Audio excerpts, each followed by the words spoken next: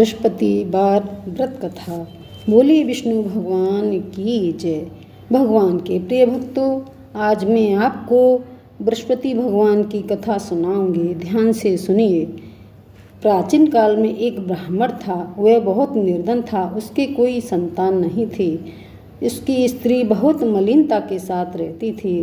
वह स्नान नहीं करती, न किसी देवता का पूजन करती। इससे ब्राह्मण देवता बड़े दुखी थे और बहुत कुछ कहते समझाते, किंतु उसका कुछ परिणाम न निकला।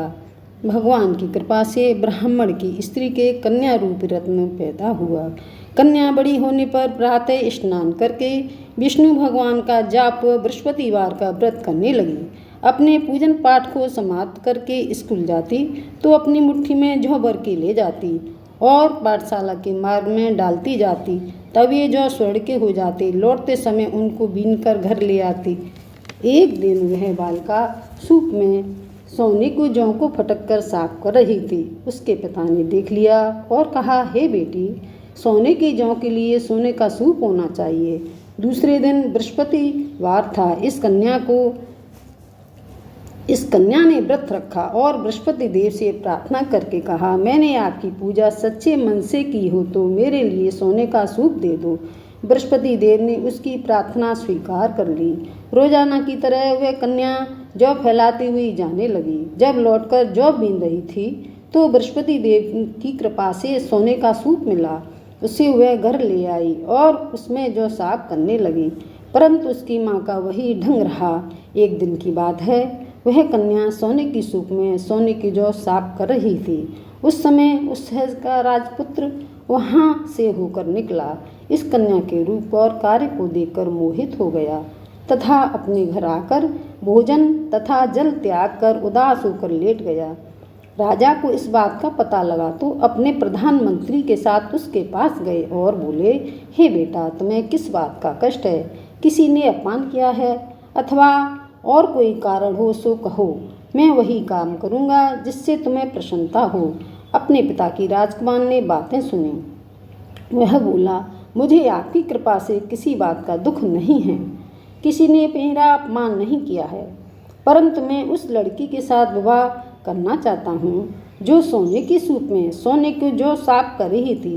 यह सुनकर राजा आश्चर्य में पड़ा और बोला, हे बेटा, इस तरह की कन्या का पता तुम ही लगाओ। मैं उसके साथ तेरा विवाह अवश्य ही करवा दूंगा।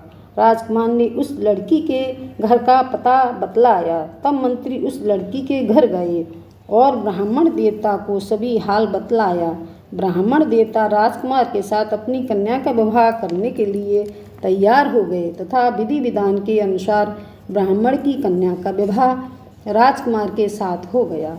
कन्या के घर से जाते ही पहले की भांति उस ब्राह्मण देवता के घर में गरीबी का निवास हो गया।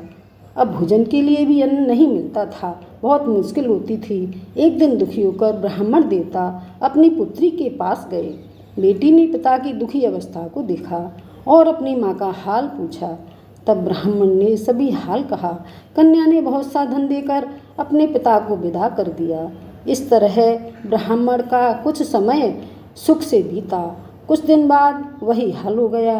ब्राह्मण फिर कन्या के यहाँ गया और सारा हाल कहा तो लड़की बोली, हे पिताजी, आप माताजी को यहाँ लेवा लाओ। मैं उसे सब विधि बताऊंगी जिससे गरीबी दूर हो जाएगी। वह ब्राह्मण देवता अपनी स्त्री को साथ में लेकर पहुँचे तो पुत्री माँ को समझाने लगी, हे माँ, तुम प्रातःकाल स्नान आदि से निवृत्त होकर विष्णु भगवान का पूजन करो तो सब दुख दरिद्रता दूर हो जाएगी। परंतु उसकी माँ ने नहीं मानी और प्रातःकाल उठकर अपनी पुत्री के बच्चों के जूठन को खा लिया। इससे उसकी पुत्री बहुत ही क्रोधित हुई और एक रात को कोठरी में से सभी सामान निकाला और अपनी माँ को उसमें बंद कर दिया। प्रातःकाल उसे निकाला तथा स्नान आदि करा के पाठ करवाया तो उसकी माँ की बुद्धि ठीक हो गई और फिर प्रत्येक बृहस्पतिवार का व्रत रखने लगी। इस व्रत के प्रभाव से उसके माँ बाप बहुत ही धनवान और पुत्रवान हो गए और बृहस्पति जी के प्रभाव से इस लोक के सुख भोग कर स्वर्ग को गए। जो कोई भी नर नारी इस व्रत को करते हैं उनकी सारी मनोकामनाएं बृहस्पति देव भगवान अवश्य पूरी करते हैं। बोलो बृहस्पति देव भगवान की जय। बोलो विष्णु भगवान की जय।